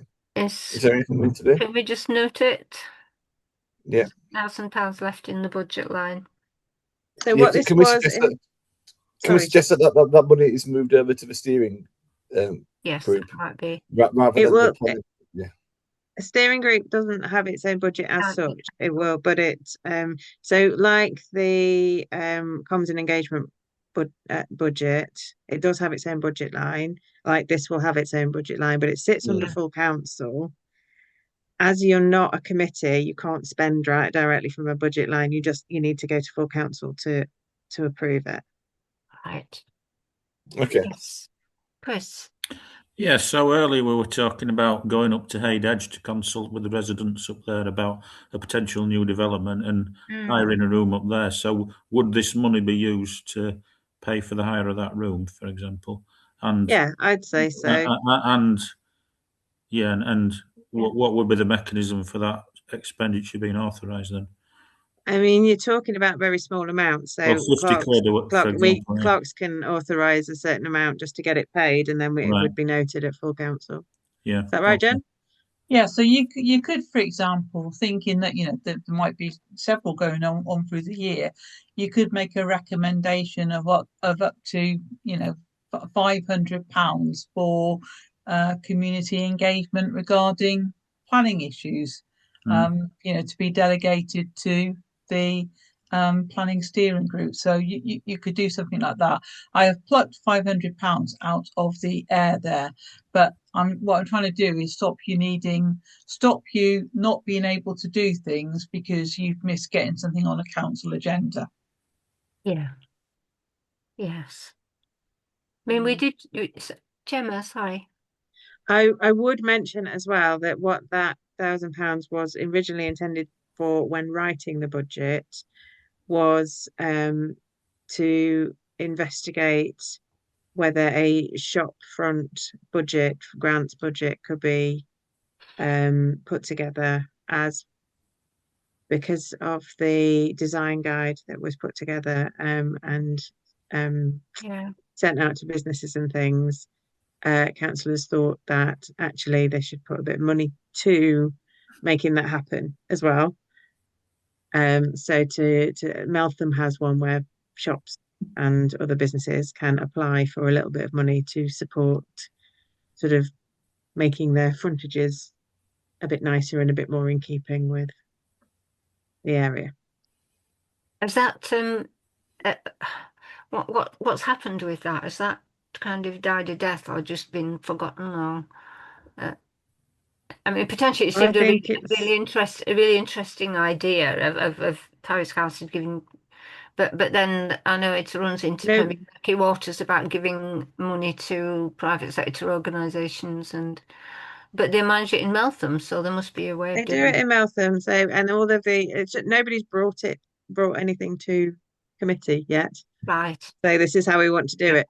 Yeah. But there is information about all of it on Meltham Town Council's website and how to apply and what their rules are and things like that. I think there would probably need to be a bit of amending of standing orders or the scheme of delegation as to how that might go, because I think at the moment private companies we're not allowed to give grants to, I believe.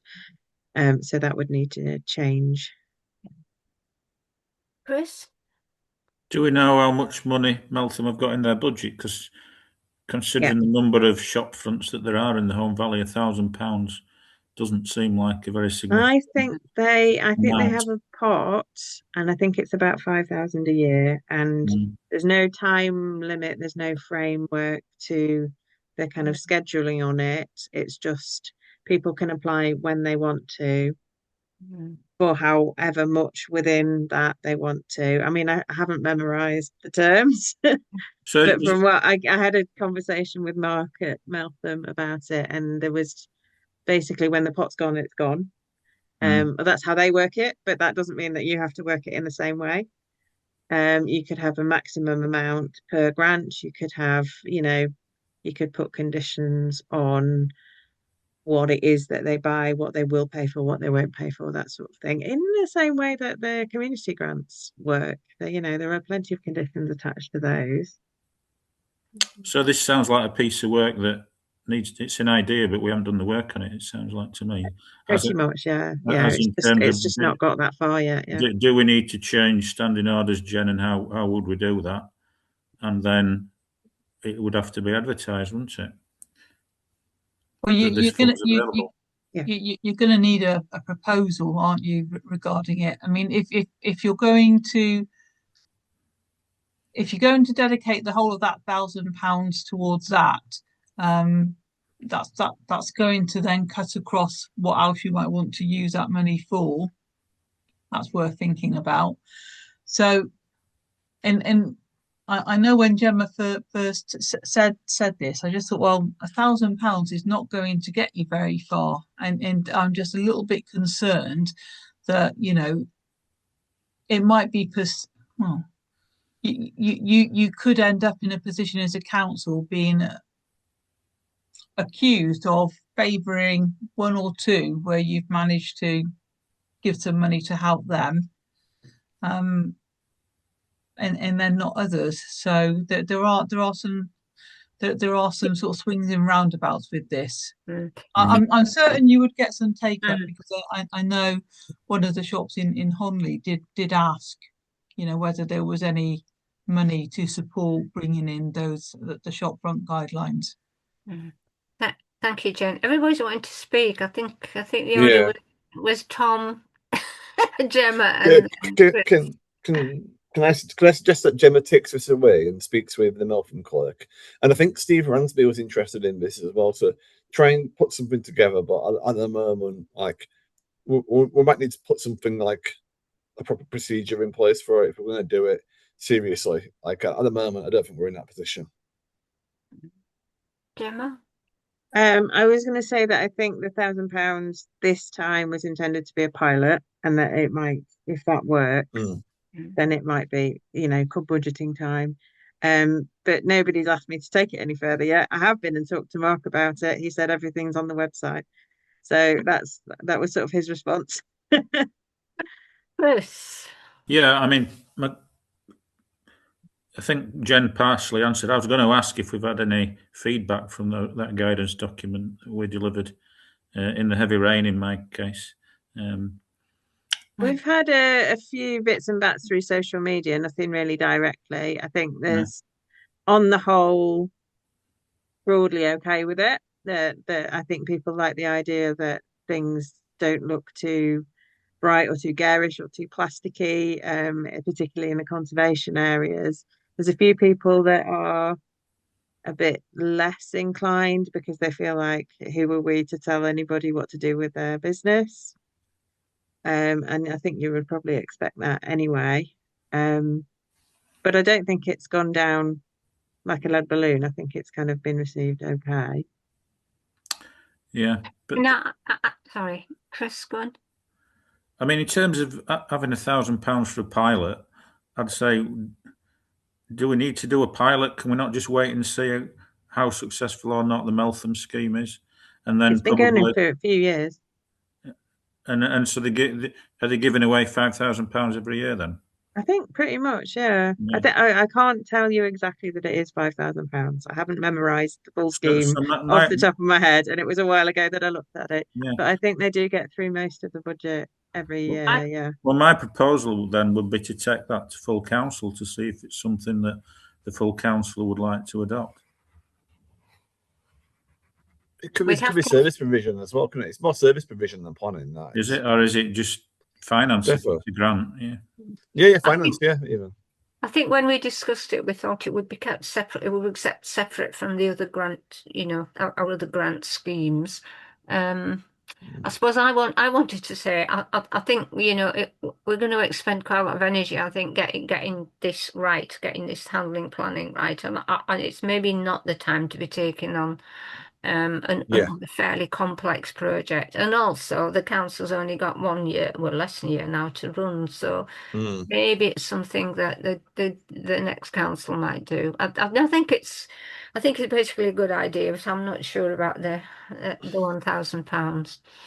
Yeah, that's about it being enough. Yeah. And I think there's an awful lot to be worked out. When you think how much work has gone into developing the grant schemes, and trying to get that right and changing it a bit every year, I just think it's perhaps not a good time to be starting a fairly complex project. Yeah, that's a good point. So do you want to put any kind of motion to full council to delegate to the steering group an amount of the money from that budget for your public consultations that you start? Yes, coming back to that, yes, because we may need some. I don't know quite what's going to happen with the reference group, but we've already spent a very modest amount on hiring a couple of halls for a couple of nights, so there will be more of that. But £1,000 is plenty for that purpose, isn't it? Yeah, probably enough. So, well, did you want to say up to 500, or do you want to say up to 1,000? I would have thought 500 would be enough.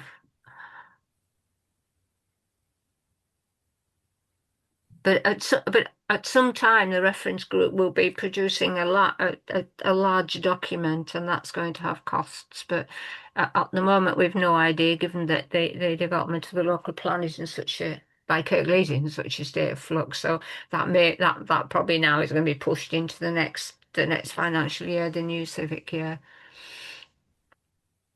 Okay, so 500. Yeah, so recommending to council for up to 500 for public consultation events is delegated to the steering group for the remainder of the year. Yes. Yeah.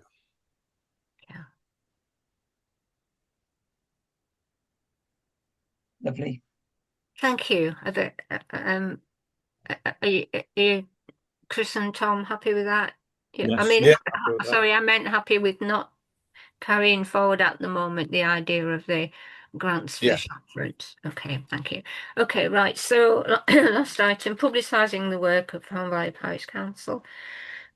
Well, there was a very good piece, wasn't there, about the new way of doing planning? I thought. Thank you. There will be some more amendments I do need to make to the website. I'm aware that I've not been through and added the members yet and changed the membership over. I have not been through and changed the title of it everywhere, and so it is on my to-do list for this week to get planning looking like it is now. And I think probably we'll include terms of reference and have a landing page and all of that sort of thing as well to explain about it. But yes, just a very brief. I wonder if I push it out actually as a news item as well as a kind of explanation as to why things have changed slightly and how to engage on particularly planning applications if they want to, or how to engage on other planning matters going forward. Yeah. Yes. Okay. Yes. Do you want approval on any of the wording on that, or are you quite happy for me to go away and put it together? I'm happy for you to go in, put it together. Yeah. Yeah. Gosh, we're just about clocked in and got a minute to go. So. Right. I'm starving. I haven't had my tea yet, so I need to go. Neither have I. Neither have I. It's why I've been grumpy the last half an hour. So anyway, right, I'll see you all later. Thank you. Thanks everybody, particularly Gemma and Jen. Thank you. And I mean, maybe we'll have a couple more people next time, but I'm sure we can work this out. It will be, we'll get it going properly. Thank you. Right. Thanks, Mary. Thank you. Thanks, Mary. Thanks, Gemma. Bye-bye. Nice to see you all. Right, bye. Oh, I've forgotten how to escape from this.